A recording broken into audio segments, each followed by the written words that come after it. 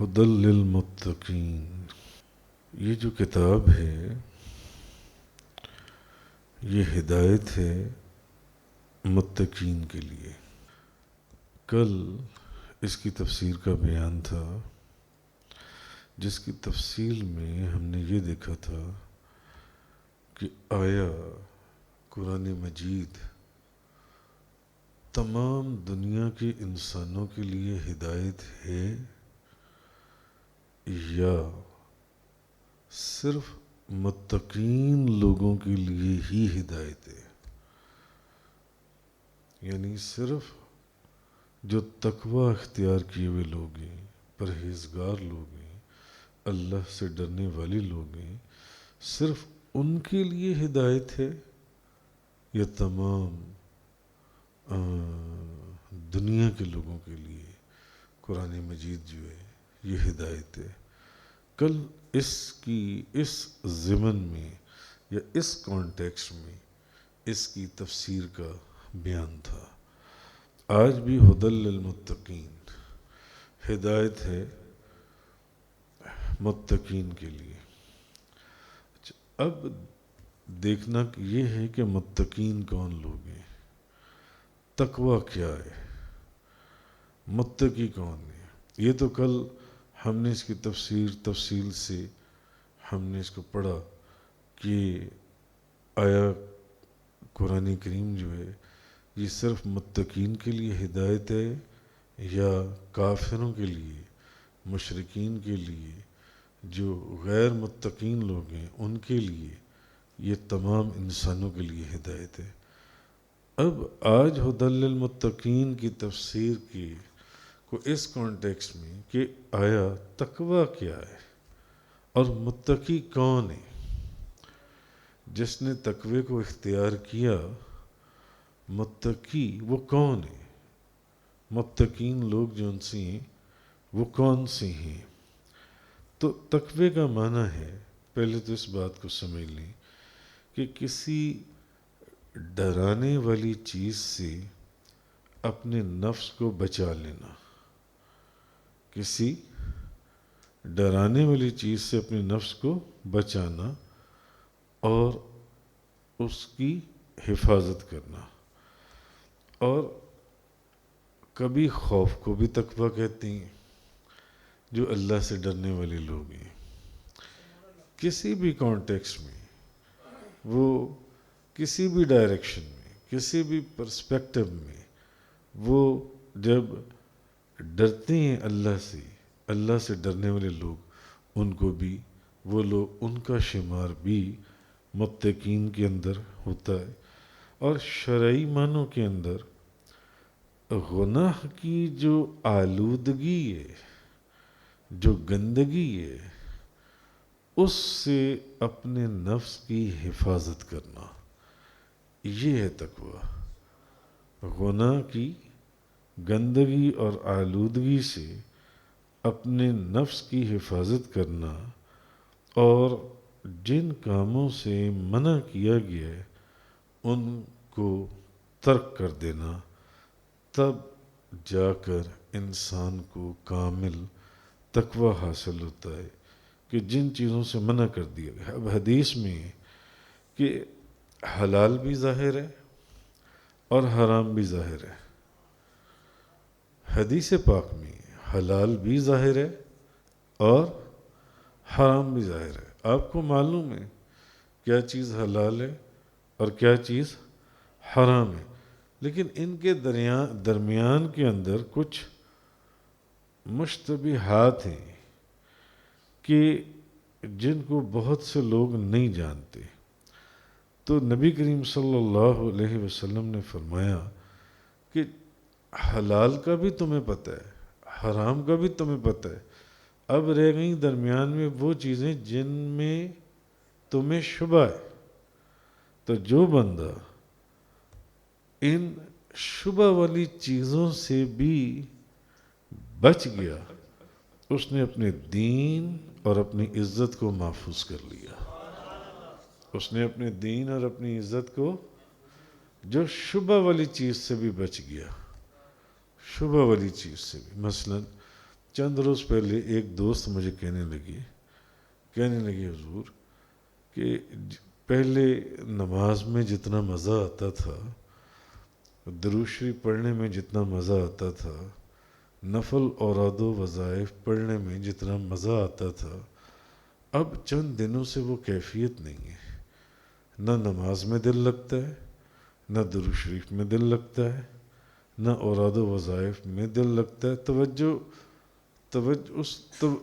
توجہ ویسی رہی ہی نہیں جیسی توجہ پہلے ہوتی تھی۔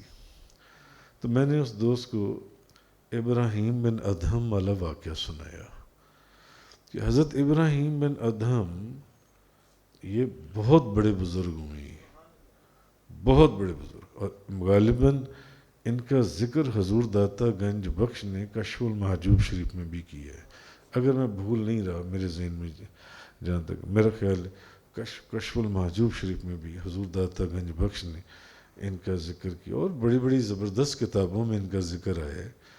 تو حضرت ابراہیم بن ادہم جو ہیں، انہوں نے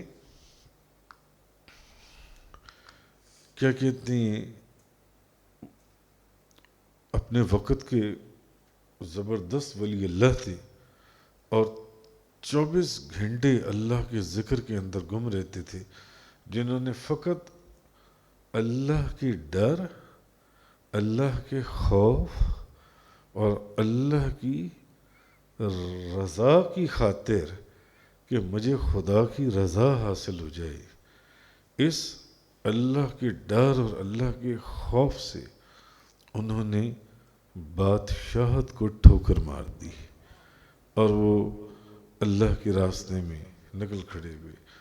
ایک اپنے حالات میں وہ آتا ہے ان کے کہ ایسا ہوا کہ ان کی عبادت میں سے لذت ختم ہو گئی، 1 دن 2 دن 3 دن 10 دن 20 دن 40 دن گزر گئے۔ بڑے زبردست بزرگ تھے، بڑے بزرگوں سے دعا کروائی، مگر جو انقباض کی کیفیت تھی، قبض کی، وہ ختم نہ ہو۔ انقباض کی کیفیت اپنی جگہ ویسی موجود تھی۔ سخت پریشان کہ اب میں کیا کروں، بڑے لوگوں سے دعا کروائی، آخر کسی نے کہا کہ آپ بیت المقدس چلے جائیں۔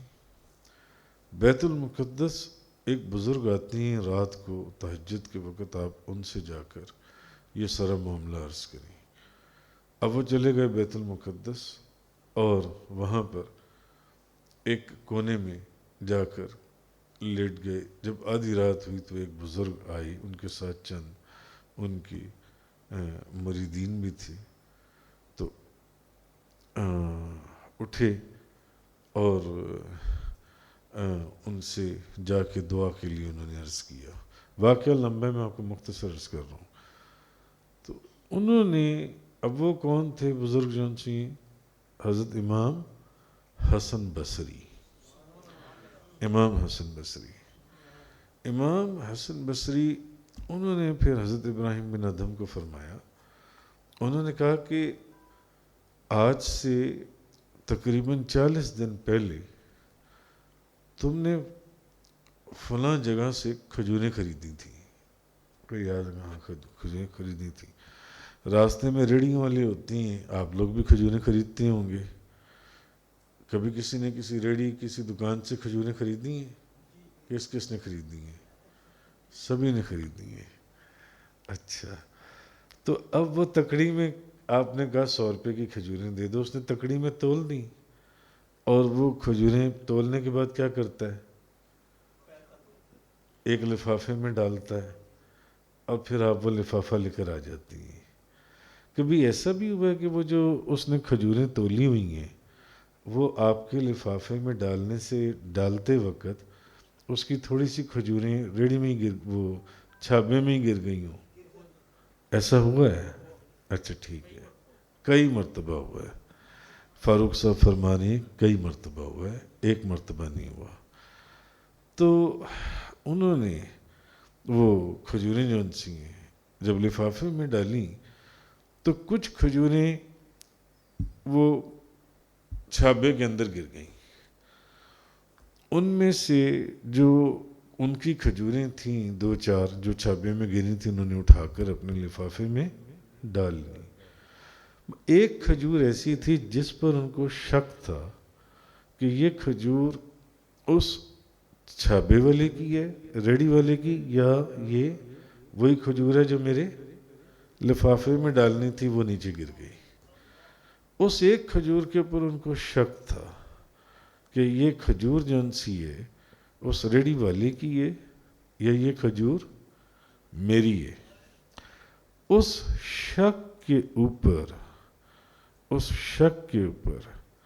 انہوں نے وہ کھجور اٹھا لی. اس شک کے اوپر انہوں نے یہ کھجور اٹھا لی. یہ جو دل کو تکلیف ہوتی ہے نا، جیسے آپ کو وہاں سے آواز آ رہی ہے، یہ جو دل کو تکلیف ہوتی ہے، یہ تکلیف ہوتی ہی انہی لوگوں کو ہے جن کو حلال اور حرام کی تمیز ہوتی ہے، جن کو حلال اور حرام کی تمیز ہوتی ہے، جنہوں نے ساری زندگی رزق حلال کھایا ہوتا ہے. یہ تکلیف، اس درد کی کیفیت کو وہ سمجھ سکتی ہیں. شک کی بنا پر جان کر نہیں، ہو سکتا ہے وہ کھجور انہی کی ہوتی، ہو سکتا ہے وہ کھجور انہی کی ہوتی. شک تھا، یہ تو کنفرم تھا ہی نہیں کہ یہ کھجور اس ریڈی والے کی ہے. ایک کھجور کے اوپر شک تھا کہ یہ اس ریڈی والے کی ہے یا میری ہے. شک کی بنا پر انہوں نے وہ کھجور بھی اٹھائی اور اپنے لفافے میں ڈال لی اور وہ لے گئے. امام حسن بصری نے ان سے پوچھا کہ ایسا ہوا؟ انہوں نے کہا ہاں ایسا ہوا تھا، مجھے یاد ہے ایسا ہوا تھا. انہوں نے کہا وہ جو شک کی بنا کے اوپر جو کھجور کھائی تھی نا، اس کی وجہ سے تمہاری عبادت کی لذت اٹھا لی گئی. اتنے بڑے اللہ کے ولی غوث قطب، اگر وہاں یہ عالم ہے تو پھر سوچیں کہ جو ہم لوگ صبح سے شام تک جو کچھ بھی کرتی ہیں، اسی لیے نماز میں مزہ ہی نہیں آتا، عبادت میں مزہ ہی نہیں ہے. عبادت کر رہے ہیں مگر نماز اللہ کے لیے پڑھ رہے ہیں، دل و دماغ اپنے گھر، اپنے کاروبار، اپنے دوست احباب، اپنی دنیا کے معاملات کے اندر ملوث ہیں. تو چند دن پہلے مجھے ایک دوست کہنے لگے کہ حضور مجھے بالکل مزہ نہیں آ رہا چند دنوں سے، نہ نماز میں، نہ روزے میں، نہ کسی بھی عبادت. تسبیح میں پہلے میں تسبیح پڑھتا تھا، ایک مزہ، ایک سکون آتا تھا اور دل کرتا تھا. تو میں نے اس کو نا یہ حضرت ابراہیم بن ادہم والا واقعہ سنایا. یہ روزوں کی بات ہے، رمضان شریف کی. تو میں نے کہا کہ خود اپنا محاسبہ کرو، خود دیکھو کہ کہیں کوئی ایسی غلطی تو نہیں ہو گئی. ایک شک کی بنا کے اوپر جو کھجور اٹھائے گی جس پر شک تھا، اور آج ایک شخص رشوت لیتا ہے، دوسرا شخص رشوت دیتا ہے، اس کو پتہ ہے کہ یہ حرام ہے اور وہ حرام کھا رہا ہے. ایک شخص چوری کرتا ہے، ایک شخص بازار سے سامان خریدتا ہے، تو جس سے سامان خریدتا ہے وہ تولتا کم ہے، اور اگر پورا تولتا ہے تو خریدنے والا اس کے اندر اپنی کمیشن رکھواتا ہے کہ اس بل کے اندر میری اتنی کمیشن رکھ دینا. آپ ایک دوست کو پیسے دیتے ہیں کہ یہ اس دوست کو جا کر 10,000 روپے دے دو، اور وہ دوبارہ آپ کو معلوم ہی نہیں، اور وہ شخص جو ان سے اس 10,000 روپے کو غائب کر دیتا ہے. وہ حرام کھاتا ہے. حرام. یہ وہ لوگ ہیں جھوٹ بولتے ہیں اور دن میں ہر کلمے کے اندر کئی جھوٹ بولتے ہیں، جن کو معلوم ہی نہیں ہے کہ رزق حلال کی لذت کیا ہے. حضرت سعد بن ابی وقاص انہوں نے حضور نبی کریم صلی اللہ علیہ وسلم کی بارگاہ میں عرض کیا یا رسول اللہ میں چاہتا ہوں کہ آپ میرے لیے میں چاہتا ہوں، کیونکہ ہر صحابی کو پتہ تھا کہ حضور کی بارگاہ سے کبھی کوئی بندہ خالی نہیں آتا. انہوں نے کہا یا رسول اللہ میں چاہتا ہوں کہ آپ مجھے ایسا بنا دیں، ایسا کر دیں کہ میں جو دعا مانگوں میری دعا فوراً قبول ہو جائے. نبی پاک صلی اللہ علیہ وسلم نے حضرت سعد بن ابی وقاص کو کیا فرمایا؟ انہوں نے کہا سعد ٹھیک ہے میں دعا کر دیتا ہوں تمہارے لیے، مگر اگر میں تمہیں وہ طریقہ بتا دوں کہ تم جو دعا کرو وہ دعا انہی قدموں کے اوپر پوری ہو جائے. انہوں نے کہا یا رسول اللہ طریقہ بتا دیں. حضور نے فرمایا پھر طریقہ یہ کہ اپنے پیٹ کے اندر جس لقمے کے اوپر حرام تو دور کی بات شک کا بھی شبہ اس کو اپنے پیٹ میں نہ جانے دینا. جو دعا کرو گے حلال کا لقمہ اپنے پیٹ میں جانے دینا. جو دعا کرو گے وہ دعا انہی قدموں اسی وقت پوری ہو جائے گی. اور آپ روایات احادیث اٹھا کر دیکھیں اجل صحابہ کرام جو ہیں وہ حضرت سعد بن ابی وقاص کے پاس جب کوئی مسئلہ نہ حل ہوتا تو دعا کے لیے جایا کرتے تھے. اور حضرت اجل بڑے صحابہ کرام حضرت سعد بن ابی وقاص سے جا کر ان کے دروازے پر جا کر ان سے کہتے تھے کہ آپ دعا فرمائیں، کیونکہ وہ مستجاب الدعوات تھے. جو دعا کرتے تھے ان کی دعا فوراً قبول ہو جاتی تھی. ایک بندہ کام کرتا ہے، فار ایگزامپل یہ ایک مثال دے رہا ہوں، جو طارق صاحب بجلی کا کام کرتی ہیں. ایک گھر میں بجلی کی فٹنگ کی، اس نے کہا کہ انہوں نے کہا کہ جناب سامان میں لے کر آیا، بل منوا دیا اس کو. جن سے سامان اگر 311 روپے کا آیا ہے نا اس کو 312 مت کریں.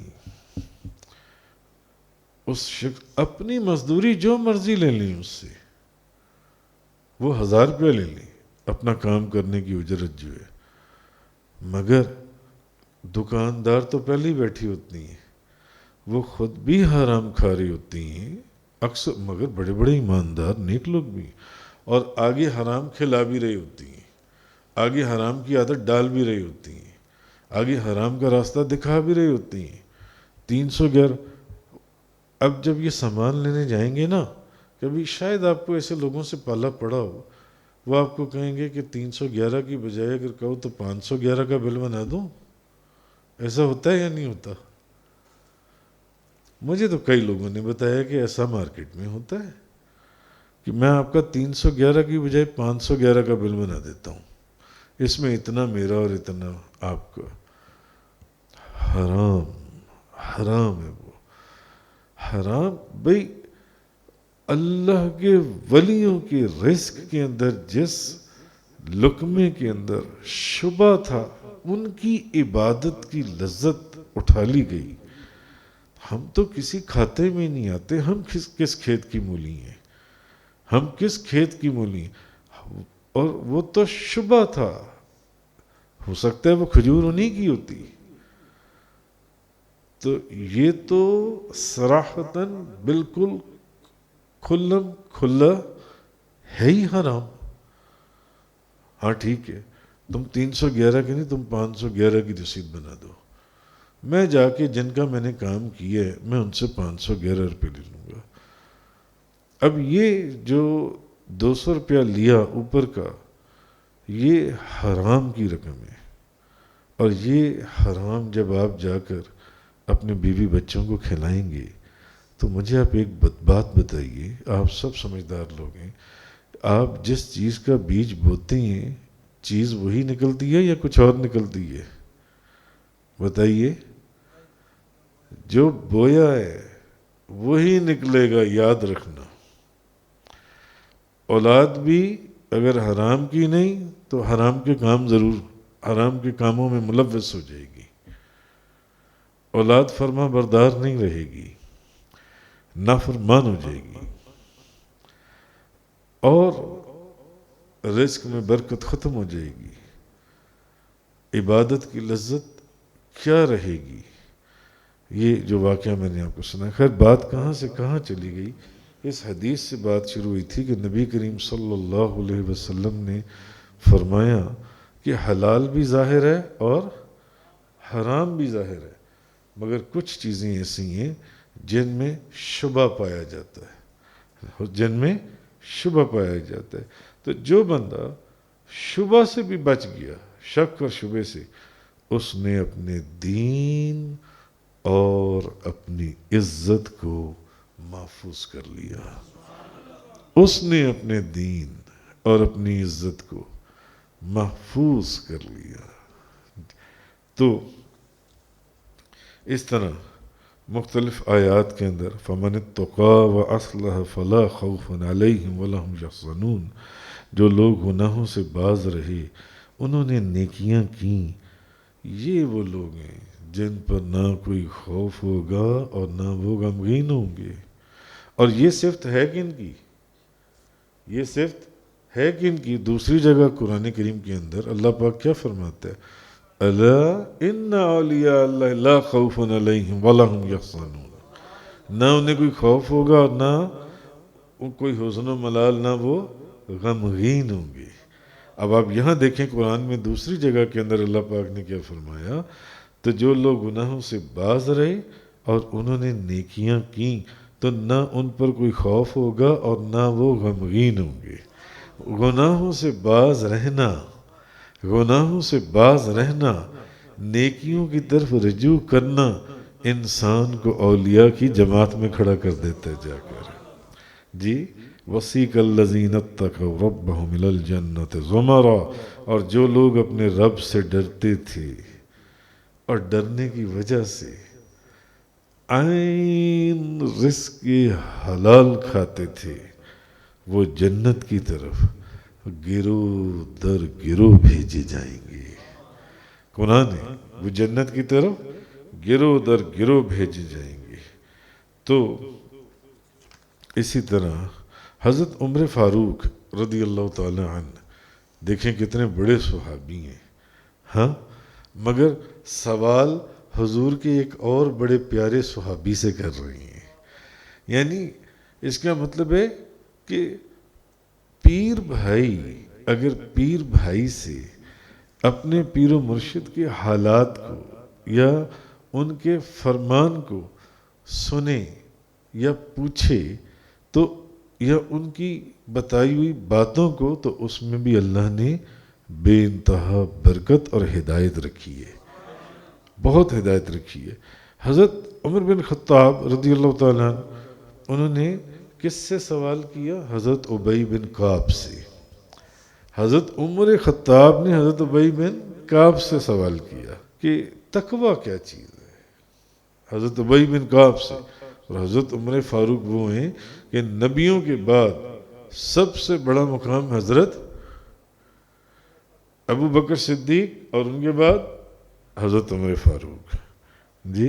اور حضرت عمر فاروق حضرت ابی بن کعب سے سوال کر رہی ہیں کہ تقویٰ کیا ہے، تو حضرت ابی بن کعب نے ان کو بڑے کمال طریقے سے سمجھایا۔ انہوں نے کہا کیا آپ نے کانٹوں والا راستہ دیکھا ہے؟ کانٹوں والا راستہ کیسا ہوتا ہے؟ حضرت عمر فاروق نے کہا ہاں میں نے دیکھا ہے۔ تو حضرت ابی بن کعب فرمانے لگے اچھا پھر جب آپ اس کانٹوں والے راستے سے گزرتے ہیں تو پھر آپ کیا کرتی ہیں؟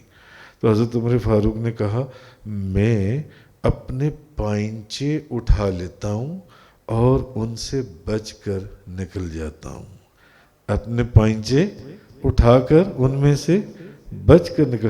حضرت ابی بن کعب فرمانے لگے حضرت عمر فاروق کو یہی تو تقویٰ ہے، یہی تو تقویٰ ہے، یہ کانٹوں والا راستہ ہے جو تمہیں دیکھنے میں بڑا خوبصورت نظر آ رہا ہے، جو کھایا ہے نا، جو تم نے بویا ہے وہ نکلنا ہے، اس وقت سے ڈرو، وہ تمہاری وجود کی صورت میں، تمہارے گھر کی صورت میں، تمہاری عزت کی صورت میں، تمہاری اولاد کی صورت میں، وہ جیسے بھی نکلنا ہے اس سے ڈرو جو تم نے بویا ہے، جو بھی حرام کھائے، اس لیے یہ کانٹوں والے راستے سے بچ نکلو خیریت سے جن سے۔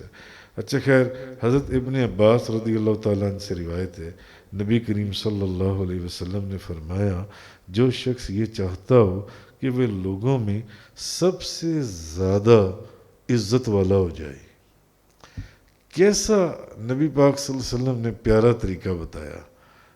کس کی خواہش نہیں ہوتی، لوگ سمجھتے ہیں کہ عزت دولت کے اندر ہے، نہیں، نبی کریم صلی اللہ علیہ وسلم نے فرمایا، جو بندہ یہ چاہتا ہے کہ میں لوگوں میں بہت عزت والا بڑا مکرم ہو جاؤں، تو اس کا طریقہ یہ ہے کہ وہ اللہ سے ڈرے، وہ اللہ سے ڈرے۔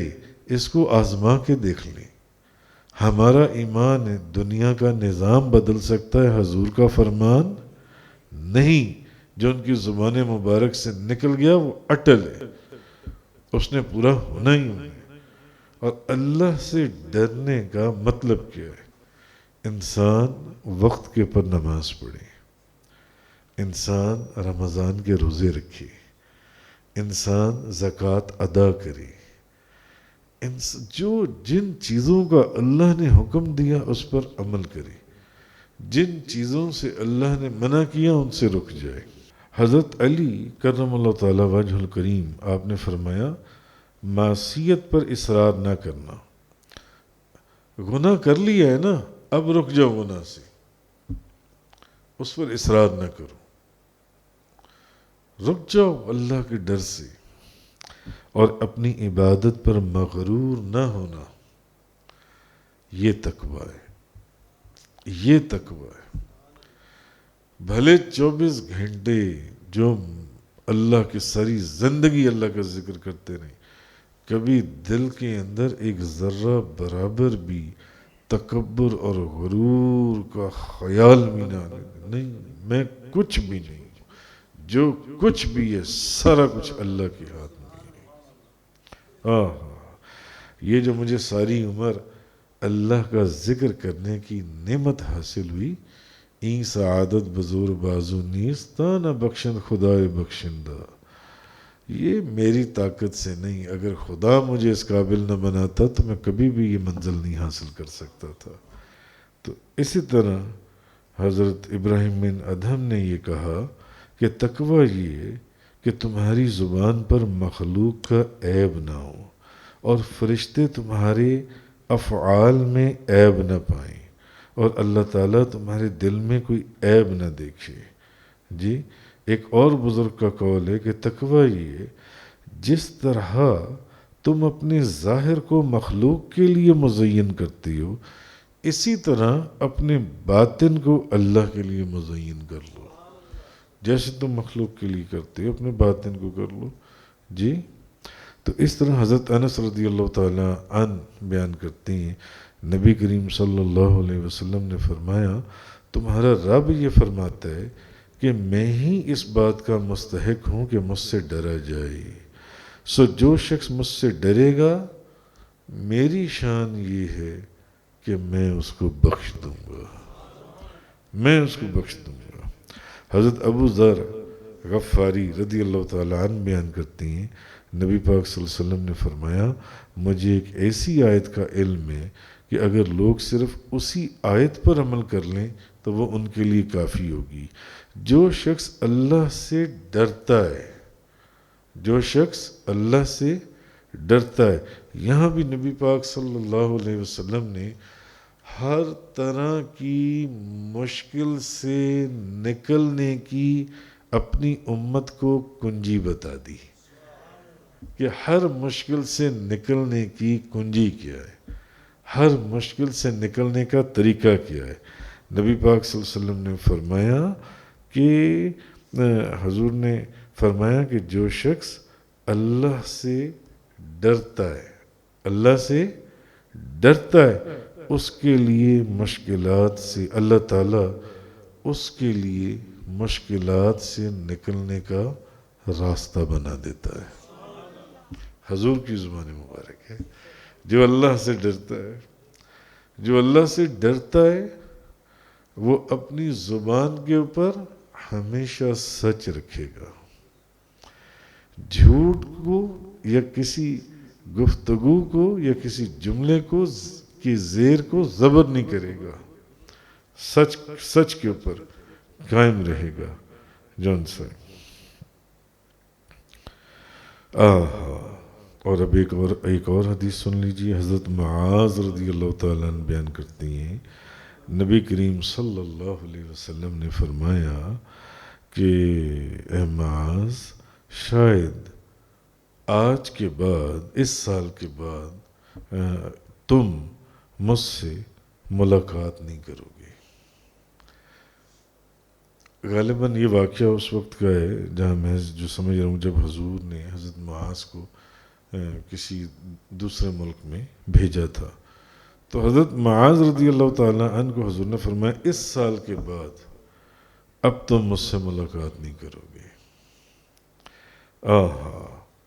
تو حضرت معاذ میں جب حضور نے یہ بات ارشاد فرمائی تو آپ زارو کتار رونا شروع ہو گئے۔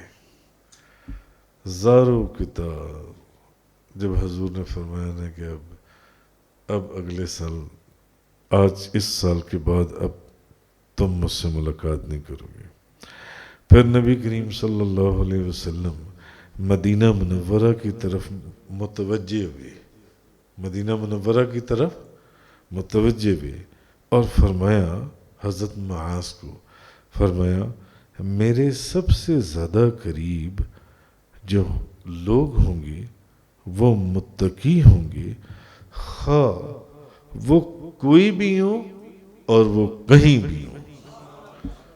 معاذ یاد رکھنا اب دوبارہ ملاقات نہیں ہوگی، لیکن میرے سب سے زیادہ قریب، یقیناً حضرت معاذ جیسا متقی اور کون ہوگا؟ شاید انہی کو خوشخبری دے رہے تھے، اوروں کو تو دے ہی رہے تھے۔